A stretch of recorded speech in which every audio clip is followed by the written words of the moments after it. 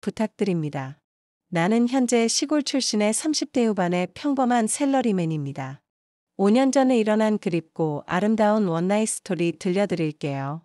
대학 졸업 후 중견알짜 기업에 취직한 후 열심히 일했습니다. 직장 생활의 유일한 낙은 퇴근 후 역 근처 이바에서 술 한잔입니다. 일주일에 한 번씩은 꼭꼭 들러서 한두 시간 앉아서 즐기곤 합니다. 친구와 같이 갈 때도 있고 없으면 혼자서 가서 앉아 있다 오곤 합니다. 사귀던 애인이 있었지만 얼마 전에 헤어졌습니다. 그녀는 결혼을 재촉했고 나는 천천히 하고 싶었습니다. 빨리 가정을 가져서 얽매이는 것이 싫었습니다. 지금의 이 생활도 나쁘지 않았습니다. 일주일에 한두 번씩 술 한잔합니다. 주말에 가끔씩 친구들과 취미생활도 즐깁니다. 5일 동안 빡세게 일하고 이틀 편히 쉬는 생활입니다. 그러던 어느 금요일 날 저녁에 퇴근하고 혼자 바에 갔습니다. 혼자서 한잔 편안하게 하고 있었습니다. 옆에서 어떤 여인분이 같이 한잔 할래요 하십니다. 보니 40대 초반 같이 보이는 아주 귀티나는 미인분이었습니다. 반클리프 목걸이에 셀린느백의 샤넬을 입고 계셨습니다. 그러며 하고 둘이 나란히 옆에 앉아 한잔했습니다. 원래 저도 명품에 관심이 많았습니다. 롤렉스 청판을 좋아해서 저축해서 샀습니다. 저희 롤렉스를 단박에 알아보셨습니다. 명품에 관한 이야기를 서로 하면서 금방 친해졌습니다. 누나는 완전 명품통이었고 온몸에 명품을 걸치고 있었습니다. 서로 어찌나 이야기가 잘 통하는지 금방 3시간이 지났습니다. 그 누나는 럭셔리했고 아주 우아했습니다. 저는 정말 눈에 넣어도 아프지 않을 정도로 누나에게 빠졌습니다. 나이와 관계없이 꼭 사귀고 싶었습니다. 이런 럭셔리와 우아함을 계속 향유하고 싶었습니다. 12시가 넘어서 이제 슬슬 일어나야 하는데 그녀가 계산을 한답니다. 순간적으로 감이 파악 와서 이건 내가 내야 한다 생각했습니다. 사나이 가오가 있지 절대 안 된다고 하고 제가 냈습니다. 그랬더니 그 누나가 자기가 2차 사겠대요. 둘이서 바깥으로 나왔을 때 제가 치고 들어갔습니다. 누나 우리 좀 쉬러 가면 안 될까? 벌써 쉬러. 조금 이따 가자앙. 저 말짱할 때 가는 게 누나한테 좋을 텐데요. 그래 그럼 우리 지금 가자. 그리고 우리는 그 길로 럭셔리한 곳으로 갔습니다. 물론 계산은 누나가 했습니다. 저는 애인 떠나고 거의 6개월 만에 거사를 치르게 되었습니다. 누나하고는 단 몇 시간 만에 몇 년 사귄 것처럼 친해졌습니다. 정말 호흡이 잘 맞는 한 쌍의 선남선녀였습니다. 럭셔리한 곳에 가서 저는 누나의 짐승남이 되었습니다. 누나는 저에게 천천히 자기가 원하는 대로 다가오라고 부탁했습니다. 저는 그 누나의 럭셔리와 엘레간트함이 너무 마음에 들었습니다. 시키는 대로 천천히 부드럽게 누나가 원하는 서비스를 다했습니다. 센스 소설에서나 보던 여러 가지 타입을 누나는 원했습니다. 누나 또한 대단한 스킬을 가지고 저를 미치게 했습니다. 누나는 몇 번이나 목소리를 높이며 천국을 갔습니다. 그리고 숨을 거칠게 쉬면서 말했습니다. 동생, 나하고 너무 성격이 평생에 만나기 힘든 짝을 만났다고 행복해 했습니다. 내일은 휴일이라 저는 부담 없이 최후의 기력까지 쏟아부었습니다. 내일 아침에 한 번 더 해야지 하고 나가 떨어졌습니다. 누나와 나는 네이키드한 바디로 서로를 보며 편안히 잠들었습니다. 아침 11시경 눈을 떴습니다. 당연히 옆에 있어야 할 누나가 없었습니다. 화장실 있냐 하고 일어났더니 뭔가 이상했습니다. 데스크 위에 편지 한 장과 지폐가 있고 사람은 사라졌습니다. 동생 어젯밤 너무 행복했다네. 이제 이 누나는 잊어주게. 어서 결혼해서 아내와 자식에게 올인하게. 절대 딴 데로 눈 돌리지 말게. 항상 행복하기를 기도하네. 추신, 이 돈으로 좋은 옷 한 벌 사 입게. 같이 가서 사주고 싶었는데. 이 메모와 함께 현금이 있었습니다. 세상에 이럴 수가. 이런 황당한 하룻밤의 꿈이 있을 수가 있을까? 그리고 그냥 꿈처럼 흔적도 없이 사라져 버렸습니다. 정말 꿈이었습니다. 완벽한 꿈. 그 다음날 바에 가서 바텐더에게 물어봤습니다. 그도 생전 처음 보는 분이랍니다. 세상에 이렇게 완벽하게 사라져 버리다니. 내가 그 누나를 찾을 수 있는 조그만 단서도 없었습니다. 마음 한구석에 커다란 구멍이 생겨버렸습니다. 그날 조그만 눈치라도 챘다면 연락처를 알아놓았을 것입니다. 그날 이후로 저는 그냥 마음이 허로운 사람이 되었습니다. 너무 강렬한 추억 때문에 하고 싶은 것이 없어져 버렸습니다.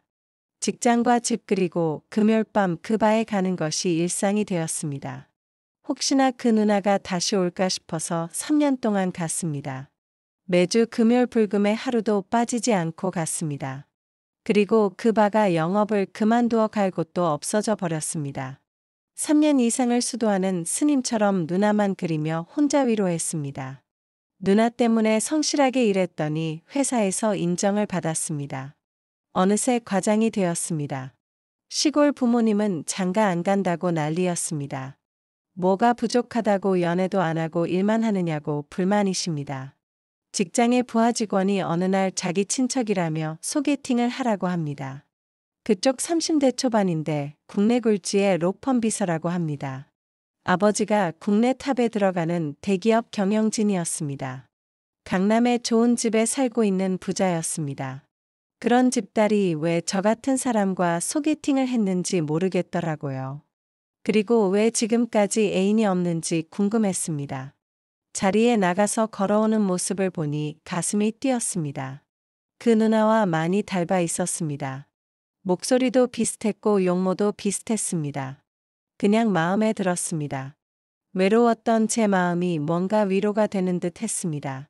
그 누나와의 하룻밤이 무려 5년이 다 돼가고 있었습니다. 정말 하루도 잊을 수가 없었습니다. 어쩌면 그런 일이 있을 수가 있을까? 그녀와의 데이트를 하면서 저는 조금씩 누나를 잊어갔습니다. 그녀도 내가 싫지는 않은 눈치였습니다. 조금씩 서로에게 이끌리면서 즐거운 데이트를 했습니다. 그러는 동안에 저는 회사 일에 바빠서 해외 출장이 많았습니다. 꾸준히 그녀와의 만남은 이어져 가고 있었습니다. 그녀는 그 누나와 비슷하게 명품에 대한 대단한 실력이 있었습니다. 월급은 부업이고 명품 리셀러로 월급 이상을 벌고 있었습니다. 그렇게 사귄 지 6개월이 되었습니다. 제가 바빠서 그런지 일주일에 한 번 정도 만납니다. 이제 내 나이도 이제 되었고 직책도 있고 하니 옛날과 달라졌습니다. 좀 더 어른스러워지고 현실적으로 결혼 대상자를 보게 되었습니다. 내 이상형 누나를 닮았고 경제력도 있고 성격도 좋았습니다. 저는 그녀와 살면 잘 살 수 있을 것 같았습니다. 저는 결혼을 해야겠다고 생각하고 프로포즈 준비를 했습니다. 그녀도 나를 좋아하는 게 눈에 보였습니다. 내 나이도 30대 후반 되어서 결혼해서 안정되고 싶었습니다. 그녀는 밑으로 남동생이 있고 쌓인 가족이었습니다. 동생은 공대 출신으로 미국 유학 가서 박사과정에 있었습니다. 그렇게 결혼해야겠다고 마음먹고 있던 어느 날이었습니다. 그녀가 자기 엄마 아빠하고 골프 치고 왔다고 사진을 보여주었습니다. 사진을 본 순간 무언가 번쩍했습니다. 그래서 사진을 자세히 좀 보자고 했습니다. 어머님이 그 누나인 것 같았습니다. 머리 스타일과 나이는 다른 것 같지만 얼굴형이 너무 비슷했습니다. 아, 이게 무슨 경우인가? 그 누나 같은데, 그 하룻밤의 꿈 누나 같은데, 이걸 어떻게 확인해야 하나? 한번 꼭 만나봐야겠는데. 데이트할 때 슬며시 어머님 명품 좋아하셔 하고 물어봤습니다. 물론 좋아하시고 이제는 명품을 즐기시는 수준이래요. 언제 어머님 모시고 백화점 쇼핑할 때 저녁 한번 사겠다고 했습니다. 그러면 한번 기회를 잡아보겠다고 했습니다. 그녀에게 프로포즈 하기 전에 꼭 만나보고 확인하고 싶었습니다. 그렇게 시간만 잡히기를 기다리고 있었습니다. 그러던 어느 날 그녀가 내일 백화점 식당에서 만나자고 했습니다. 떨리는 마음으로 그 장소로 나갔습니다. 어머님을 본 순간 바로 그 누나였습니다. 하지만 아는 체를 할 수가 없었습니다. 누나도 약간 놀라는 것 같았는데 바로 원래 모습으로 되돌아갔습니다. 식사하는 도중 기회를 엿보았는데 도대체 기회가 안 왔습니다. 어떻게 식사를 끝낼지 모르게 끝났습니다. 끝나고 어머님이 화장실 가신다고 갔습니다. 나도 간다고 따라가서 문밖에서 기다렸는데 누나가 나왔습니다. 누님 저예요. 5년 전 그날 밤 우리 둘이 내가 목이 메어 울먹이며 말했습니다. 내일 이 시간에 이 자리에서 다시 만나요. 울먹이며 그 말만 하고 누나는 그냥 가버렸습니다. 그 다음날 그 시간에 그 자리에 갔더니 누님이 먼저 나와 계셨습니다. 저는 바로 누님 손을 잡고 둘만의 뜨거운 곳으로 올라갔습니다. 가자마자 저희는 5년 동안 쌓인 응어리 몰려왔던 태풍은 몇 시간이 지난 후 서서히 물러갔습니다. 이제 편안하고 조용한 부드러움만 남았습니다. 누나와 나는 조용히 흘러온 이야기를 했습니다. 5년 전 그날 누나는 작정을 하고 바람을 피우러 왔대요. 남편의 바람이 심해 바깥에서 자식을 두고 있다는 소식을 들었답니다. 복수심에 도저히 견딜 수가 없어서 그날 바람을 피우러 나왔대요. 그리고 나를 만나서 후련하고 행복한 하룻밤을 보냈답니다. 그래도 자식에 대한 사랑 때문에 새벽에 정신을 차리고 집으로 갔대요. 젊었을 때부터 잘난 남편이 바람을 피워 마음고생이 심했답니다. 나이 들어서는 더욱더 냉담해져 갔다고 합니다.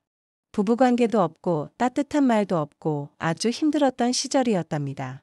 모든 것을 끝내고 싶었던 그날 나와 하룻밤이 큰 위로가 되었답니다. 온몸에 쌓였던 것이 확 풀리고 새로운 의욕이 생겼다고 합니다. 저를 다시는 만나지 않을 것으로 생각했다고 합니다. 하지만 평생의 은인으로 생각하며 소중히 감사하며 살았답니다. 그리고 그 힘들었던 시절에 유일한 친구가 딸이었답니다. 친구 같은 딸의 위로가 항상 큰 힘이 되었답니다. 언제 어디서든지 자기 편이 돼주고 자기의 말상대가 돼주었답니다. 남편 없이는 언제든지 살 수 있지만 딸 없이는 살 수가 없대요. 내가 누님한테 정말 고맙고 소중한 존재이지만 딸을 대신할 수는 없대요. 딸한테 상처를 줄 수는 절대 없다고 하십니다. 그래서 그만 딸하고 그만 만나주었면 한대요. 자기가 필요한다면 언제든지 만나주겠대요. 그 이야기를 들으니 현실적인 고민이 몰려왔습니다. 이걸 어떻게 해야 하나? 며칠간 고민하고 답을 드리겠다고 했습니다. 일주일간을 고민에 고민을 하고 누님과 다시 만났습니다. 그리고 누님한테 간곡히 부탁을 했습니다. 저 혜경이와 결혼하고 싶어요, 누님. 그러니 누나가 저 좀 도와주세요.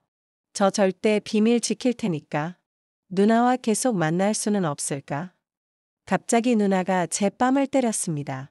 내가 평생 남편의 외도 때문에 얼마나 피눈물을 흘렸는데 내 딸의 가슴에 내 스스로 못을 박게 네가 하다니. 그게 말이 돼, 이 나쁜 놈아. 죄송합니다. 잘못했습니다. 누님, 제가 생각이 짧았습니다. 하고 누님한테 싹싹 빌었습니다. 그 꼴을 보시더니 누님도 눈물을 흘리면서 말했습니다. 내 딸을 사랑해주는 것은 고마워하지만 둘 다는 절대 안 되는 일이야. 만약 그런 일이 생기면 나는 생을 마감할 거야. 그 강력한 서술에 나는 그날 아무 말도 못하고 물러났습니다. 그리고 석 달이 지났습니다. 나는 여느 때와 다름없이 일찍 퇴근을 했습니다. 집 문을 열자 어서와 하고 여인의 음성이 들려왔습니다. 자기야, 뜨거운 불금 기다렸지. 아름다운 여인이 오늘 고생했다고 부드럽게 저를 안아줍니다. 그리고 제 귀에 촉촉 네, 누님하고 힘차게 답합니다. 세상은 순리대로 살아야 하는가 봅니다. 욕심을 버리고 내게 더 절실한 사랑을 하나만 택하기로 했습니다. 아름다운 혜경 씨는 기꺼이 나보다 더 좋은 분에게 양보하기로 했습니다. 그 대신에 내 검에 딱 맞는 검집을 택했습니다. 이게 비록 내로남불이지만 저희는 지금 행복합니다. 구독자 여러분, 오늘 이야기는 여기까지입니다. 날씨 너무 춥습니다. 바깥에 나가지 마세요. 집에서 따뜻하게 혼자 보는 소설 보세요. 저희 같은 연령은 겨울이 제일 무섭습니다. 나가서 다니다가 넘어지시면 큰일 납니다. 구독, 좋아요 꼭 좀 부탁드립니다. 다음 주 불금 8시에 더 짜릿한 이야기로 돌아오겠습니다.